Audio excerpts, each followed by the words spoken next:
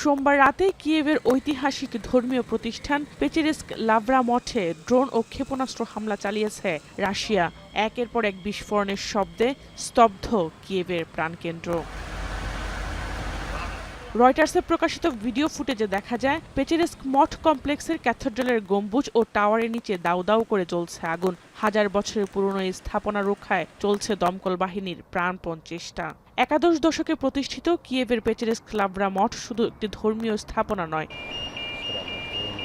এটি ইউক্রেনীয় জাতীয় পরিচয় ও ঐতিহ্যের অন্যতম প্রতীক। ইউনেস্কোর বিশ্ব ঐতিহ্য তালিকাভুক্ত এই মঠকে ইউক্রেনীয় শিল্প ও স্থাপত্যের অনন্য নিদর্শন হিসেবে বিবেচনা করা হয়। যুদ্ধের ঝুঁকির কারণে 2023 সালেই এটিকে ওয়ার্ল্ড হেরিটেজ ইন ডেঞ্জার তালিকায় যুক্ত করা হয়।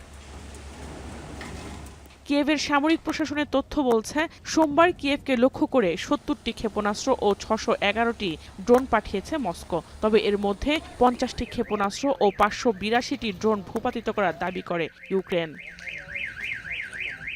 রাশিয়ার এই হামলায় অন্তত বেশ কয়েকজন হতাহত হয়েছেন। ক্ষতিগ্রস্ত হয়েছে আবাসিক এলাকা ও গুরুত্বপূর্ণ অবকাঠামো। বিদ্যুৎবিহীন হয়ে পড়েছে প্রায় 1.5 লাখ পরিবার।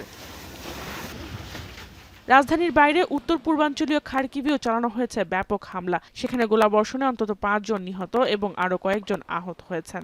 রুশ হামলার আতঙ্কে মেট্রো টানেলের নিচে আশ্রয় নিয়েছেন কিয়েভবাসী। সেখানেই ঘণ্টার পর ঘণ্টা সময় পার করছেন তারা। এই হামলার মধ্যেই যুদ্ধবন্ধে কূটনৈতিক তৎপরতা অব্যাহত রয়েছে।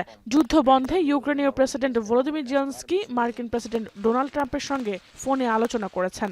একই সময়ে ট্রাম্পের সঙ্গে রুশ প্রেসিডেন্ট ভ্লাদিমির পুতিনেরও কথা হয়েছে বলে জানিয়েছে ক্রেমলিন।